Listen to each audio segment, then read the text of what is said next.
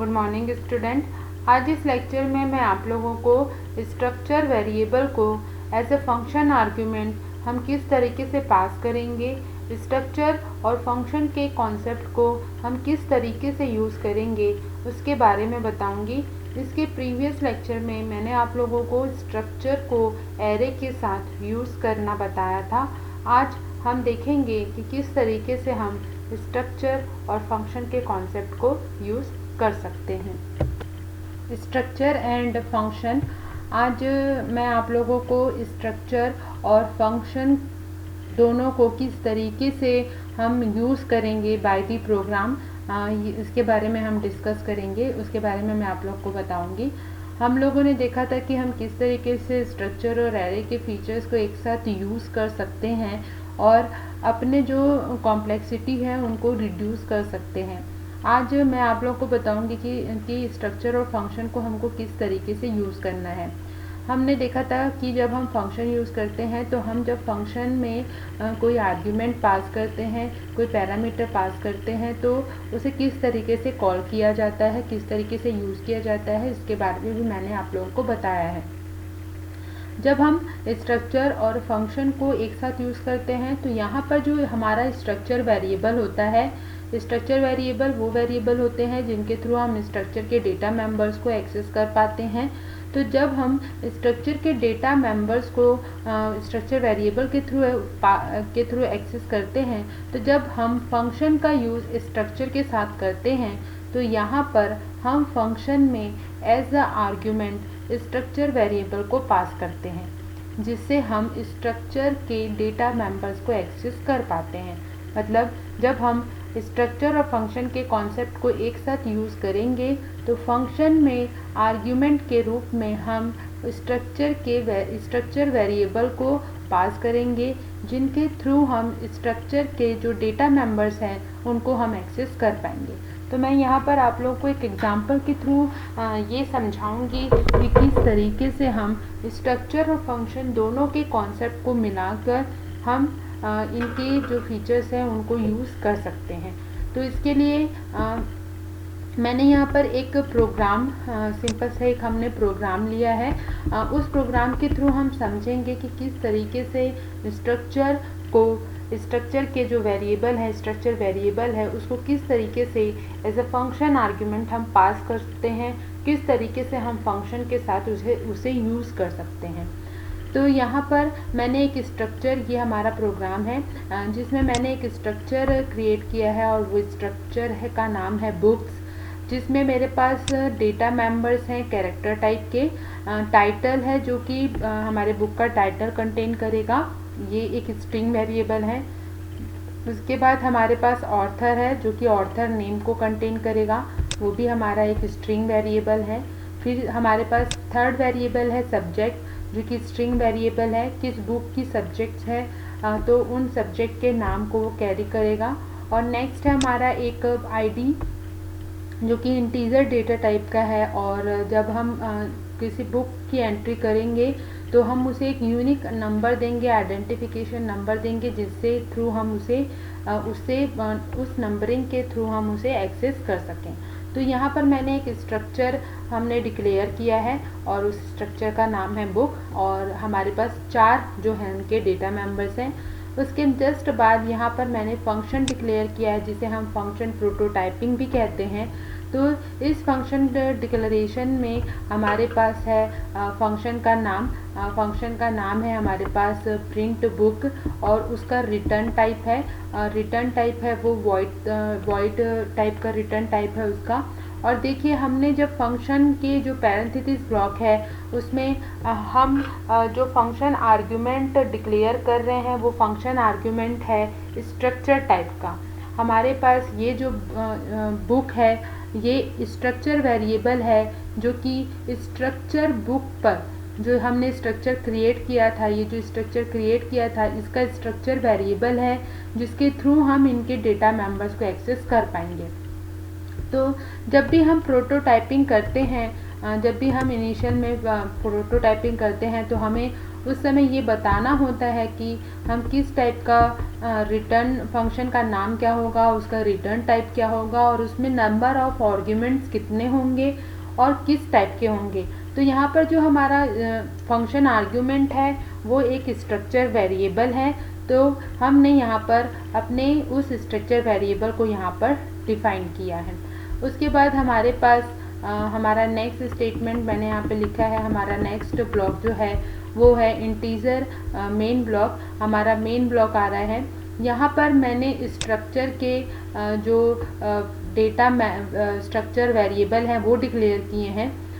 ये हमारा temporary variable है, जैसा कि मैंने आप लोगों को फंक्शन में बताया था कि जब हम फंक्शन में जो फंक्शन आर्ग्यूमेंट पास करते हैं वो हमारे टेम्पररी वेरिएबल होते हैं और जो हम मेन ब्लॉक में पास करते हैं वो हमारे रियल आर्ग्यूमेंट्स होते हैं।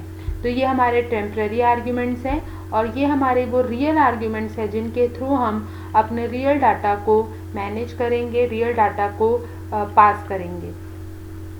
तो यहाँ पर हमारा इस स्ट्रक्चर पर बेस्ड एक स्ट्रक्चर वेरिएबल मैंने डिक्लेयर किया है।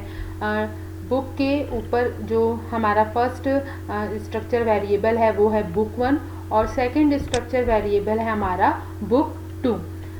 फर्स्ट बुक 1 के थ्रू हम लोगों ने जो हमारे डेटा मेंबर्स हैं, हमारे स्ट्रक्चर के जो डेटा मेंबर्स हैं उनके लिए डेटा एंट्री की है। तो हमें क्या क्या एंट्री करना है, टाइटल एंट्री करना है, ऑथर का नाम एंट्री करना है, सब्जेक्ट एंट्री करना है और आईडी एंट्री करना है। तो बुक 1 ऑब्जेक्ट के थ्रू, बुक 1 जिसे हम ऑब्जेक्ट भी कहते हैं, जिसे हम स्ट्रक्चर वेरिएबल भी कहते हैं, तो बुक 1 स्ट्रक्चर वेरिएबल के थ्रू हम अपने उन सारे डेटा मेंबर्स को वैल्यू दे रहे हैं। तो यहाँ पर मैंने एक स्ट्रिंग फंक्शन यूज़ किया है strcpy, जो कि क्या करेगा, आपकी वैल्यूज़ को, आपकी स्ट्रिंग वैल्यूज़ को वेरिएबल में कॉपी करने में आपकी मदद करेगा। तो यहाँ पर हमारे पास हम बुक टाइटल में जो वैल्यू पास करना चाह रहे हैं वो है सी प्रोग्रामिंग। जो भी वैल्यू हमें कॉपी करनी होती है उसे हमें राइट हैंड साइड में लिखना होता है और जिस वेरिएबल में हमें असाइन करना होता है उसे हमें लेफ्ट हैंड साइड की तरफ लिखना होता है। तो यहाँ पर मैंने लिखा हुआ है बुक 1 डॉट टाइटल। तो बुक 1 जो कि हमारा स्ट्रक्चर वेरिएबल है और टाइटल हमारा स्ट्रक्चर डेटा मेंबर है जिसे हमने डॉट ऑपरेटर के थ्रू यूज़ किया है, एक्सेस कर रहे हैं हम, और उसमें हम वैल्यू इंसर्ट कर रहे हैं, मतलब कॉपी कर रहे हैं, सी प्रोग्रामिंग। नेक्स्ट स्टेटमेंट के थ्रू अगेन हम ऑथर में सेम पैटर्न का यूज़ करके, मतलब सेम स्ट्रक्चर वेरिएबल का यूज़ करके बुक 1 डॉट ऑथर, हमने ऑथर वेरिएबल को एक्सेस किया, डेटा वेरिएबल को एक्सेस किया और उसका नाम डाला है, कॉपी कर रहे हैं इस वेरिएबल में, इस डेटा मेंबर में, हमारे स्ट्रक्चर के डेटा मेंबर में नुहा अली। और नेक्स्ट हमारे पास फिर से एक थर्ड स्टेटमेंट है। अगेन हम क्या कर रहे हैं, अपने स्ट्रिंग वेरिएबल, हमारे सब्जेक्ट का जो स्ट्रिंग वेरिएबल है उसमें हम अपने उस बुक का जो सब्जेक्ट, जिस सब्जेक्ट की वो बुक है उस बुक का नाम जो है कॉपी कर रहे हैं। तो इस स्टेटमेंट के थ्रू टाइटल, ऑथर और सब्जेक्ट को उनकी जो डेटा मेंबर की जो वैल्यू है हमने कॉपी की है। और लास्ट हमारे पास इंटीजर आईडी है, हमारे पास इंटीजर टाइप का आईडी है हमारी बुक की आईडी। तो बुक की आईडी को हमने डायरेक्ट असाइनमेंट ऑपरेटर के थ्रू एक आईडी नंबर प्रोवाइड की है। तो बुक 1 हमारे पास स्ट्रक्चर वेरिएबल है और फर्स्ट स्ट्रक्चर वेरिएबल के थ्रू हमने पहला जो हमारा डेटा है वो हमने अपने उस करस्पॉन्डिंग वेरिएबल के करस्पॉन्डिंग जो वैल्यू है उनको हमने इंसर्ट किया है। नेक्स्ट हमारे पास हमने 2 वेरिएबल डिक्लेयर किए थे। तो फर्स्ट के थ्रू हमने फर्स्ट टाइम डेटा इंसर्ट कर दिया। Again second structure variable book 2 के थ्रू हम अगेन उसमें क्या कर रहे हैं, डेटा इंसर्ट कर रहे हैं। तो अगेन मैंने यहाँ पर सेम हमने स्ट्रिंग cpy कॉपी फंक्शन का, स्ट्रिंग कॉपी फंक्शन का यूज़ किया है और बुक 2 जो कि हमारा स्ट्रक्चर का सेकंड स्ट्रक्चर वेरिएबल है उसके थ्रू हम हमारे title data member, author data member और सब्जेक्ट डेटा मेंबर और आईडी डेटा मेंबर के लिए हम डेटा इंसर्ट कर रहे हैं। यहाँ पर बुक 2 के थ्रू हमने बुक 2 स्ट्रक्चर वेरिएबल के थ्रू टाइटल को टेलीकॉम बिलिंग टाइटल दिया है। ऑथर के लिए हमने जारा अली उसे वैल्यू प्रोवाइड की है और सब्जेक्ट को हमने telecom billing tutorial value provide की है और आईडी को हमने एक आईडी नंबर प्रोवाइड किया है। तो अभी तक हम लोगों ने यहाँ पर सिर्फ स्ट्रक्चर वेरिएबल 1, बुक 1 और बुक 2 के थ्रू अपने उन स्ट्रक्चर के डेटा मेंबर को वैल्यू इंसर्ट की है। अब हम अपने इन वेरिएबल को, स्ट्रक्चर वेरिएबल को अपने उस फंक्शन में पास करेंगे, फंक्शन के साथ कॉल करेंगे। तो जैसा मैंने कहा, आप लोगों को मैंने बताया था कि जब हम फंक्शन का कॉन्सेप्ट यूज़ करते हैं और फंक्शन को जब हम पैरामीटराइज फंक्शन का जब हम कॉन्सेप्ट यूज़ करते हैं तो हमें एक टेम्पररी आर्ग्यूमेंट और एक रियल आर्ग्यूमेंट की ज़रूरत पड़ती है। तो प्रोटोटाइपिंग करते समय मैंने यहाँ पर एक आर्ग्यूमेंट पास किया था जो कि स्ट्रक्चर टाइप का था और ये हमारा वो टेम्पररी आर्ग्यूमेंट था जो कि रियल आर्ग्यूमेंट जब हम फंक्शन को कॉल करेंगे तो फंक्शन को कॉल करते समय इन रियल आर्ग्यूमेंट को जब हम पास करेंगे तो टेम्पररी आर्ग्यूमेंट उन रियल आर्ग्यूमेंट्स की वैल्यू को क्या करेगा, मैनेज करेगा, उनको होल्ड करेगा। तो नेक्स्ट स्टेटमेंट के थ्रू मैंने फंक्शन को कॉल किया है। यहाँ पर हम फंक्शन को कॉल कर रहे हैं। फंक्शन का नाम है हमारा प्रिंट बुक ऑफ बुक 1। जैसे ही हमने कॉल किया हमारा जो ब्लॉक है वो हमारे फंक्शन डेफिनेशन की तरफ चला जाएगा, हमारा जो कंट्रोल है वो फंक्शन डेफिनेशन की तरफ चला जाएगा। तो जैसे ही प्रिंट बुक कॉल होगा तो हमारा स्टेटमेंट, हमारा कंट्रोल स्टेटमेंट जहाँ पर फंक्शन डिफाइन है, यहाँ जहाँ पर हमने फंक्शन को डिफाइन किया है इस ब्लॉक में वो आ जाएगा।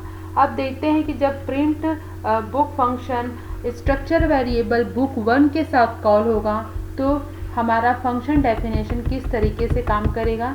जैसे ही हमारा फंक्शन कॉल होगा तो बुक 1 जो स्ट्रक्चर वेरिएबल है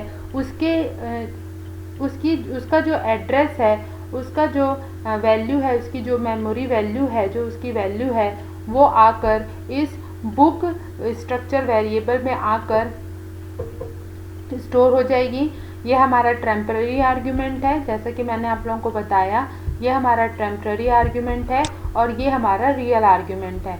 तो हमने इसके प्रीवियस में अभी रियल आर्ग्यूमेंट के थ्रू अपने डेटा मेंबर्स को क्या किया था, पूरी डेटा इंसर्ट करवाई थी। अब उन रियल आर्ग्यूमेंट को हम अपने फंक्शन ब्लॉक के साथ कॉल कर रहे हैं। तो रियल आर्ग्यूमेंट की जो एक कॉपी है वो हमारे टेम्पररी आर्ग्यूमेंट जो कि स्ट्रक्चर वेरिएबल ही है, जो कि स्ट्रक्चर वेरिएबल टाइप का ही है, उसमें आकर स्टोर होगी। क्योंकि बुक 1 जो है वो भी एक स्ट्रक्चर वेरिएबल है और हमने देखा था कि जब हम स्ट्रक्चर का हमने मेमोरी लोकेशन देखा था स्ट्रक्चर का, कि जब स्ट्रक्चर का एक मेमोरी लोकेशन क्रिएट होता है तो कॉन्टीन्यूअस मेमोरी लोकेशन बनता है और वैल्यू भी हम कॉन्टीन्यूअस मैनर में एक्सेस करते हैं। तो बुक 1 की जो पूरी वैल्यू है वो बुक 1 जो कि स्ट्रक्चर डेटा टाइप का है तो उसकी भी वैल्यू को एक्सेस करने के लिए जो हमारा टेम्पररी वेरिएबल है, जो हमने जिसे फंक्शन आर्ग्यूमेंट के रूप में पास किया है, वो भी स्ट्रक्चर टाइप का होना ज़रूरी है। मतलब अगर हम स्ट्रक्चर और फंक्शन के कॉन्सेप्ट को यूज़ कर रहे हैं और मैंने आप लोग को जैसे बताया कि जब हम फंक्शन का यूज़ करते हैं तो हम उसमें स्ट्रक्चर वेरिएबल को पास करते हैं।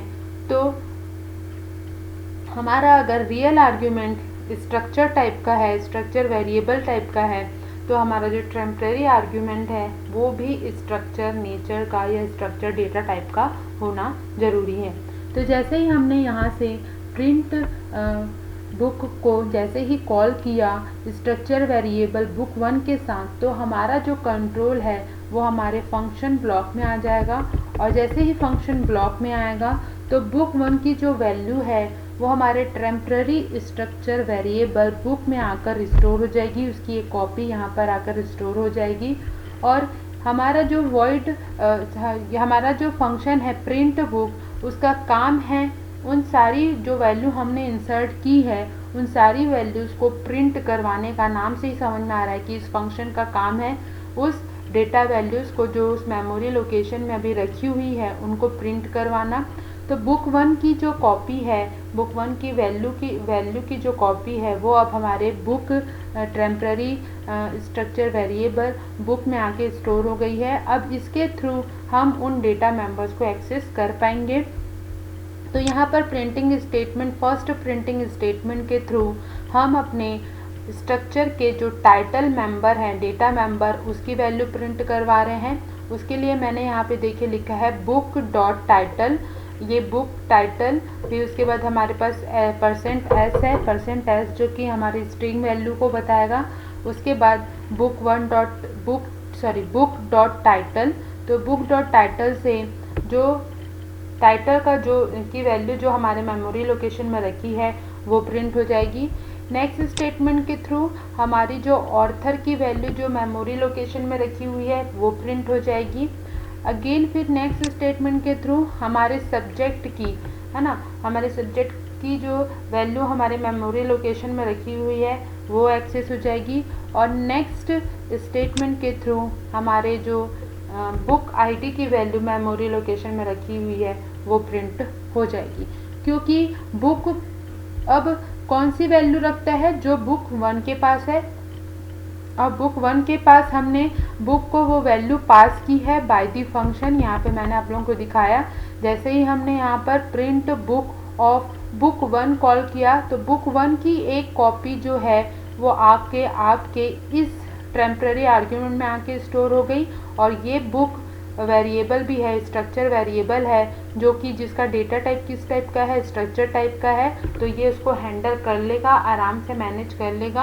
अब इस स्ट्रक्चर वेरिएबल के थ्रू हम अपने स्ट्रक्चर बुक्स के सारे डेटा मेंबर को आराम से एक्सेस कर पाएंगे। और जब ये प्रोग्राम एग्जीक्यूट होगा, रन होगा, तो हमें इस तरीके से आउटपुट मिलेगा। तो पहले हम लोगों ने बुक 1 के थ्रू जो वैल्यू डाली थी वो हमारे पास वो वैल्यू है ये। और नेक्स्ट फिर से हमारे पास फंक्शन कॉल है, हमारे पास दूसरा फंक्शन कॉल भी है। तो अगेन हमने प्रिंट बुक के साथ दूसरे स्ट्रक्चर वेरिएबल बुक 2, यहाँ पर 2 बार हम लोगों ने डेटा इंसर्ट किया था। बुक 1 के थ्रू हमने पहला डेटा सेंड किया था, इंसर्ट किया था, और बुक 2 के थ्रू हमने दूसरा डेटा इंसर्ट किया था। तो अब जैसे ही प्रिंट बुक ऑफ बुक 2 करेंगे तो बुक 2 की जो वैल्यू है वो अगेन हमारे फंक्शन ब्लॉक जहाँ पे कॉल हो रहा है फंक्शन ब्लॉक वहाँ पर आएगी। और अगेन बुक 2 की जो वैल्यू है वो फिर से बुक को असाइन की जाएगी। और इस बुक स्ट्रक्चर वेरिएबल के थ्रू हमने जो बुक 2 स्ट्रक्चर वेरिएबल के थ्रू जो डेटा इंसर्ट करवाया था उसको एक्सेस कर पाएंगे। तो बुक 2 के थ्रू हम लोगों ने जो डेटा एक्सेस करवाया था वो था हमारा टेलीकॉम बिलिंग, जारा अली, टेलीकॉम बिलिंग ट्यूटोरियल और आईडी। तो इस तरीके से हम फंक्शन और स्ट्रक्चर के कॉन्सेप्ट को यूज़ कर सकते हैं। हमको ये ध्यान रखना होगा कि जब भी हम स्ट्रक्चर और फंक्शन को एक साथ यूज़ करना चाहते हैं तो हमें अपने स्ट्रक्चर वेरिएबल को as a function argument function के साथ यूज़ करना है। मैंने आप लोगों को प्रीवियस लेक्चर में बताया भी है कि किस तरीके से फंक्शन आर्ग्यूमेंट को एक्सेस किया जाता है, और उन्हीं तरीक़ों का यूज़ अब हम अपने स्ट्रक्चर वेरिएबल के ऊपर कर रहे हैं। कोई अलग चीज़ हम लोगों ने नहीं पढ़ी है। हम लोगों ने देखा है कि कैसे हम फंक्शन को बाय दी पैरामीटर हम यूज़ करते हैं। जो कॉन्सेप्ट हम लोगों ने वहाँ पे पढ़ा है वही कॉन्सेप्ट हमें यहाँ पर लगाना है। एक छोटा सा डिफरेंस बस इतना आएगा कि जब आप अपने फंक्शन में जब आर्ग्यूमेंट पास करेंगे तो वो नॉर्मल आर्ग्यूमेंट ना होकर आपका स्ट्रक्चर वेरिएबल होगा, क्योंकि आपको फंक्शन और स्ट्रक्चर के कॉम्बिनेशन यूज़ करना है। तो जब भी हम अपने फंक्शन में आर्ग्यूमेंट पास करेंगे, पैरामीटर पास करेंगे, तो ये पैरामीटर जो है वो स्ट्रक्चर वेरिएबल होगा। और यहाँ पर भी हमारे पास रियल आर्ग्यूमेंट और टेम्पररी आर्ग्यूमेंट का कॉन्सेप्ट आएगा। और प्रोटोटाइपिंग करते समय जब हम जो आर्ग्यूमेंट देते हैं वो हमारे टेम्पररी आर्ग्यूमेंट होते हैं, और जो मेन ब्लॉक में जो वैल्यू जो हमारे डाटा कंटेन करते हैं, जिसके थ्रू हम अपने वेरिएबल्स में डाटा इनपुट कर पाते हैं, वो हमारे रियल आर्ग्यूमेंट्स होते हैं। तो यहाँ पर भी हम लोगों ने अपने फंक्शन के उसी कॉन्सेप्ट को स्ट्रक्चर के साथ यूज़ किया है। आप लोग इसका स्क्रीनशॉट ले लीजिए तो आप लोगों को बहुत अच्छे से समझ में आएगा।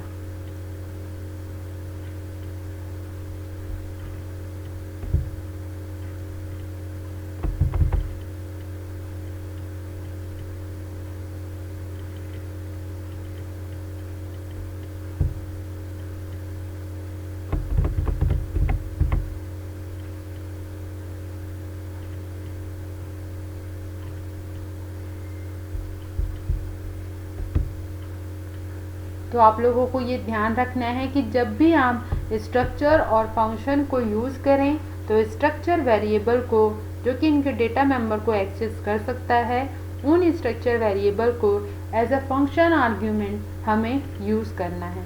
Okay, thank you student.